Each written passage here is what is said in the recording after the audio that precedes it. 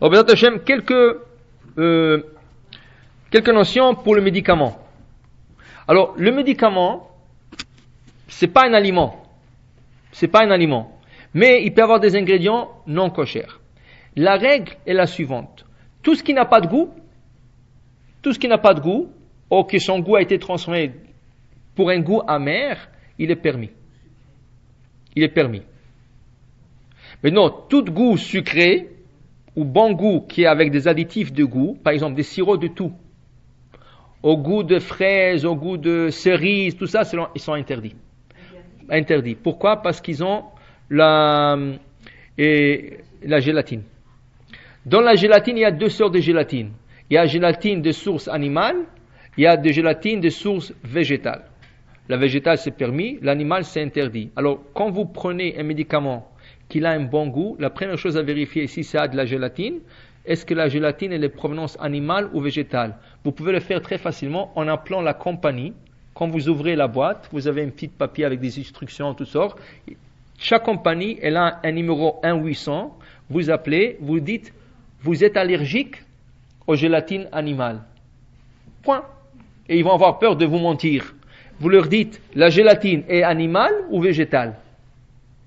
Ils vont le dire, animal, végétal. Des fois, ils vous disent, on ne peut pas vous répondre, écrivez-nous et on vous envoie. Après 2-3 jours, ils vous envoient la réponse. C'est la couleur qui est de la gélatine? Non, la gélatine, c'est comme un préservatif. Non, je comprends, mais le fait qu'il y a de la gélatine pour lui donner le goût?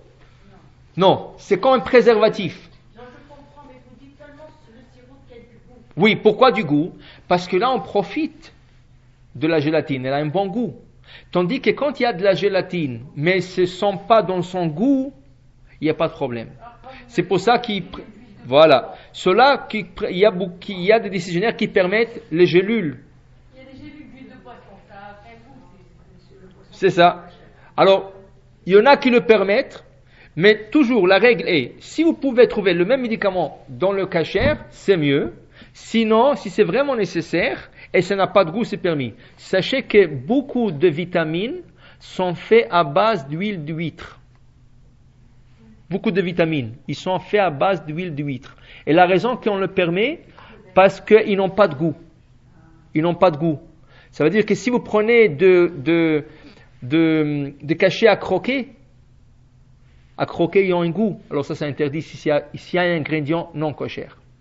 Ça. Maintenant, si vous avez le choix de prendre une gelule ou un cachet, c'est ça, et la gelule, c'est presque sûr que ça fait à base de gélatine, c'est ça, animale, il vaut mieux prendre le cachet que la gelule. Mais si vous préférez, pour une raison ou une autre, la gelule, pour le séfarade au moins, c'est permis. Mais a priori, il vaut mieux prendre le cachet qui n'a pas du tout de goût. Oui, mais il y a des sirops qui sont à base de gélatine végétale.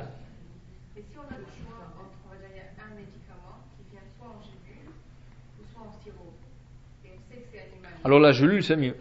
C'est ça, parce qu'on ne le sent pas. Quand on l'avale, on ne le sent pas, on sent goût. Juste pour revenir à ma question, Oui. c'est l'ingrédient qui est dedans, je sais qu'il est caché. Mais dans la capsule, si moi je ne veux pas boire la capsule, je veux juste ouvrir la gélule et prendre ce qu'elle a dedans. Oui. Est-ce que parce que le produit a été en contact avec la gélule? Non, rien. Non, pas du tout. C'est un contact à froid.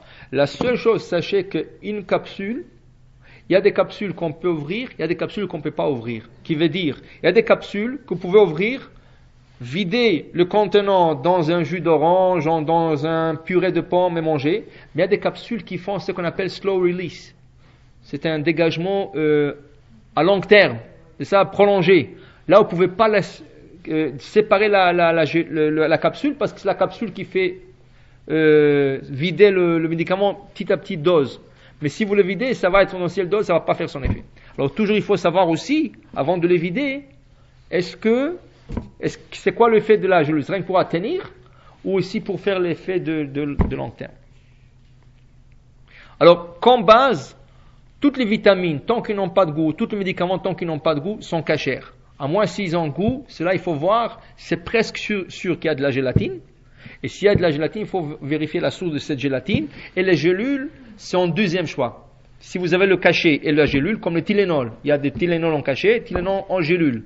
Il vaut mieux prendre le Tylenol en cachet si vous avez besoin, pas en gélule, mais si la personne a vraiment besoin, alors pour le séfarade, ce serait plus facile à permettre que les Ashkénazes. Les Ashkénazes sont très stricts, à moins qu'eux, ils vident le contenant dans un jus de pomme ou une purée de pomme et ils le mangent comme ça.